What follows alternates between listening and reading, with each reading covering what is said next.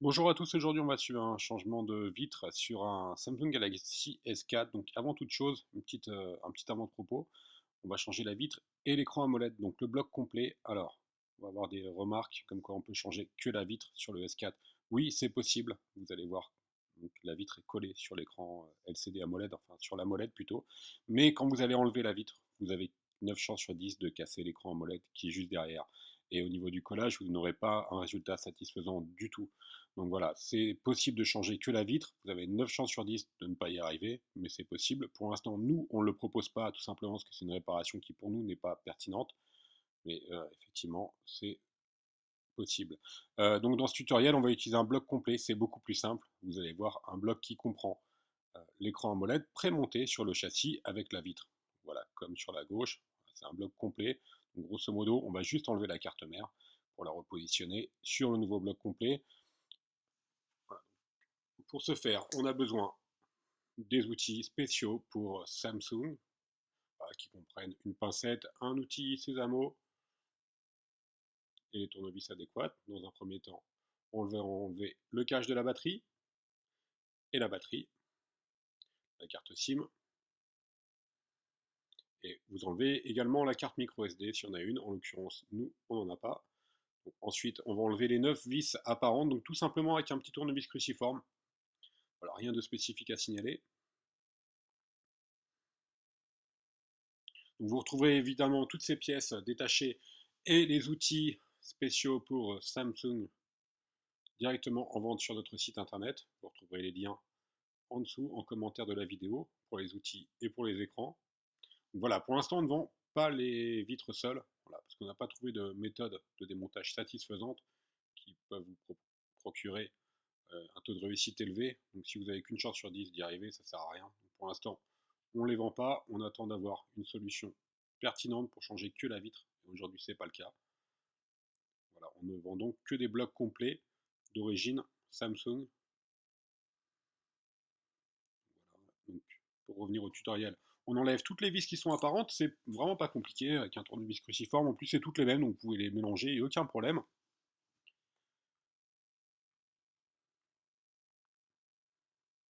La dernière.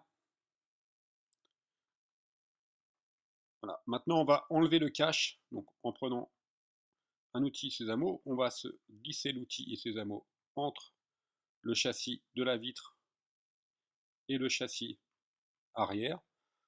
Voilà. Et on va faire levier, un petit peu comme un ouvre-boîte.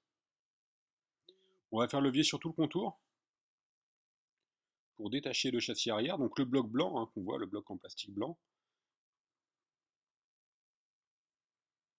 avec une bonne partie également du châssis. Alors, on fait tout le contour.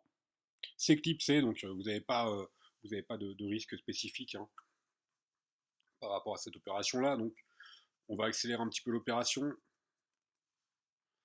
fait tout le contour à chaque fois. On enlève l'éclipse.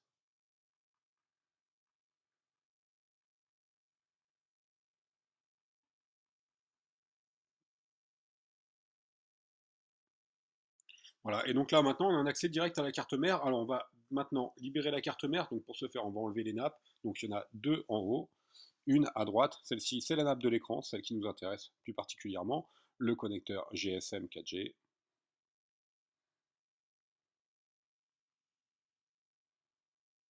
La nappe pour les boutons du bas.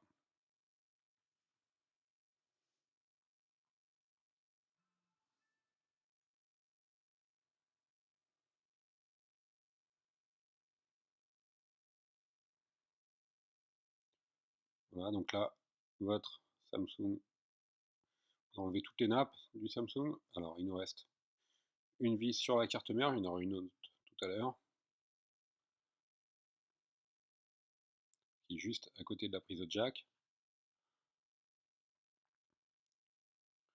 On va l'enlever avec la pincette tout simplement.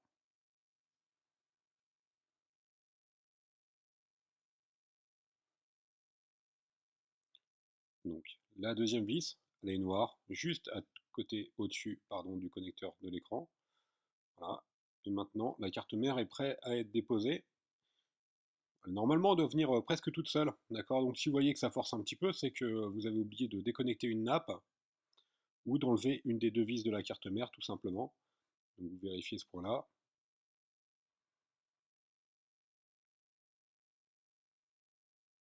Maintenant, on va s'occuper de la partie du connecteur de charge, donc qui est en bas, on va zoomer un petit peu. Alors, on va enlever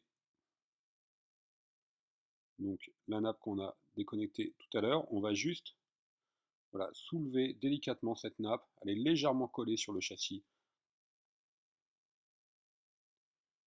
Et ensuite, on va enlever la carte de contrôleur du bas. Tout simplement, c'est pareil, elle est légèrement collée en bas. Donc, on va utiliser un petit outil qu'on va passer entre la carte et le châssis pour l'enlever. On enlève également le connecteur de charge, le petit bloc qui maintient le connecteur de charge. Donc maintenant on utilise la petite spatule pour relever la partie basse du contrôleur. Alors, ensuite ça vient tout seul. Alors c'est collé, hein, donc c'est assez simple. Forcément il ne faut pas trop forcer dessus. Donc, maintenant on va enlever la prise jack qui est en haut à droite. Voilà, donc le bloc vient complètement.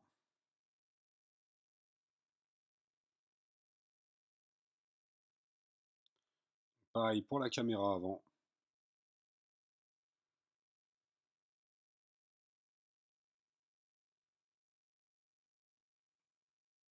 Voilà, le petit cache de la caméra avant. Qui va venir également avec l'écouteur de l'oreille.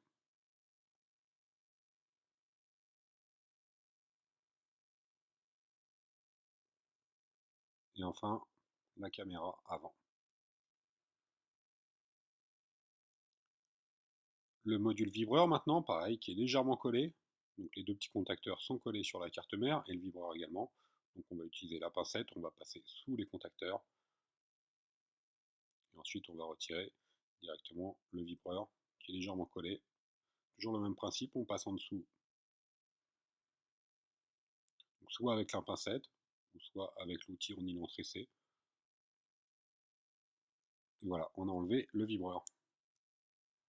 Voilà, la partie démontage est terminée. On va passer à la partie remontage. On va prendre notre nouveau châssis.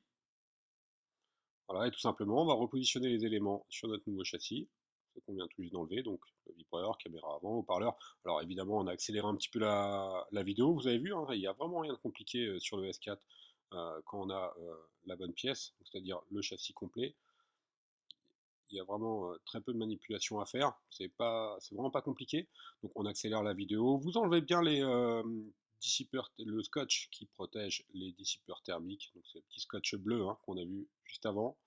On rebranche toutes les nappes de l'écran, les nappes également de la caméra, du contrôleur bas de la carte mère. On reconnecte les différents éléments, l'antenne.